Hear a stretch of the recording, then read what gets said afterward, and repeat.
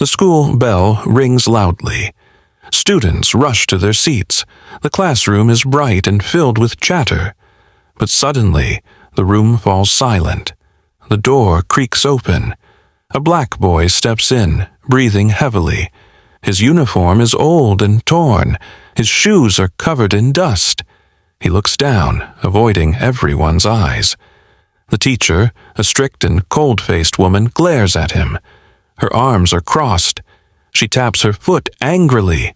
"Late again," she shouts. The class snickers. She walks up to him, eyes full of disgust. "Why are you always late? Are you lazy, or just looking for attention?"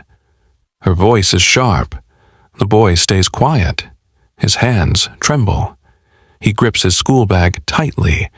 The teacher scoffs and shakes her head. "And look at your clothes. You look like a beggar. This is a school, not a charity."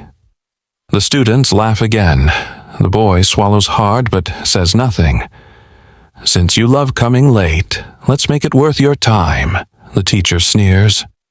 She points to the classroom floor. "Kneel down, hands up. Stay there until the lesson is over." The boy nods slowly. He kneels on the hard floor. His arms lift up. His muscles burn, but he doesn't complain. He has suffered worse. The class moves on, ignoring him.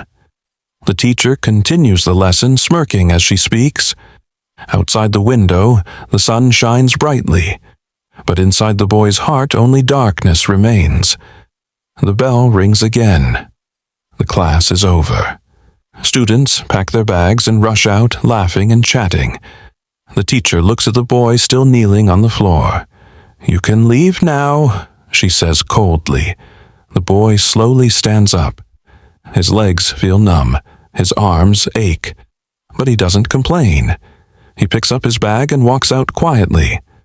Outside, the sun is bright, but his world feels heavy. He walks alone, his head down. His shoes are old and torn. The soles are almost gone. Every step hurts. But he keeps walking. On the way home, he stops by a small street corner.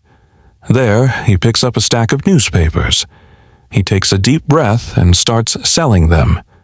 "Newspaper, get your newspaper," he calls out, trying to sound cheerful. People walk past him, some ignoring him, some buying a copy. After selling a few papers, he counts his small earnings. Not much, but enough for a little food. He walks to a small shop and buys some bread.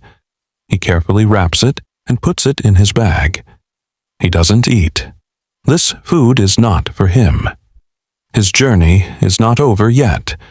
He walks through narrow streets, his feet hurting more with every step. Finally, he reaches a small, broken house. He steps inside and sees a weak figure lying on a thin mattress. His mother. Her face is pale. Her hands shake. He kneels beside her and holds her hand. "I got some bread, Mama," he says softly. He helps her sit up and gives her a small piece. She smiles weakly and eats. "You should eat too," she whispers. But he shakes his head. "I'm not hungry," he lies. His stomach growls, but he doesn't care. After making sure his mother is okay, he washes his uniform in a small bucket. He scrubs it hard, but the stains don't go away. He sighs and hangs it up to dry. His only uniform, his only pair of shoes. As night falls, he lies down on the hard floor beside his mother. His body is tired, but his mind is full of worries. Tomorrow he will wake up early, sell newspapers again, buy food, and go to school, even if he is late, even if the teacher punishes him, because he has no choice. The next morning, the teacher stands near the classroom door, waiting. She taps her foot impatiently. The students are already seated. The bell has rung. But once again, the boy is not there. A few minutes later, the classroom door creaks open. The boy steps in, breathing heavily.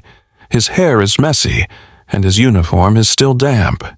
His feet drag against the floor as if he is too tired to walk properly. The teacher crosses her arms. "Late again," she says sharply. "Do you even care about your education?" The boy lowers his head. "I'm sorry, ma'am," he whispers.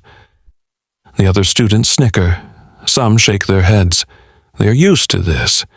Every day, the same thing happens. The teacher scolds him. The boy says nothing. But today, something feels different. The teacher watches him closely as he walks to his seat. His shoes are even more torn than before. The front part is coming apart. She frowns. Did he always look this weak? Did he always seem this tired? She doesn't say anything, but a small doubt starts to grow in her mind. At lunch, she sits in the teacher's lounge, sipping her tea, but she isn't listening to the conversation around her. Her mind is stuck on the boy. Why is he always late? Why does he look so exhausted? Why does he never complain, no matter how much she punishes him? For the first time, she wonders. Maybe, just maybe, there is something she doesn't know.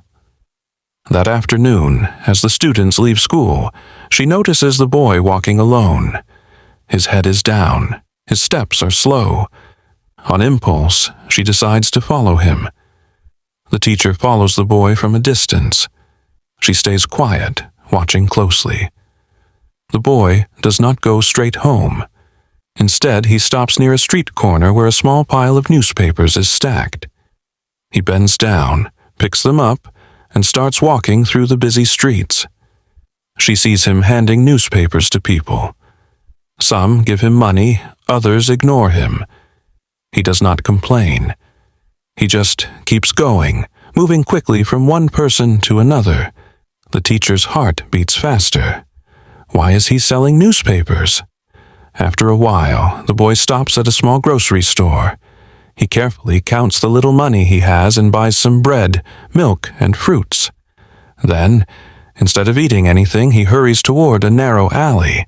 The teacher's eyes widen as she follows him. The alley leads to a tiny, broken-down house. The boy steps inside. She peeks through the open window. Inside, a frail woman lies on a thin mattress.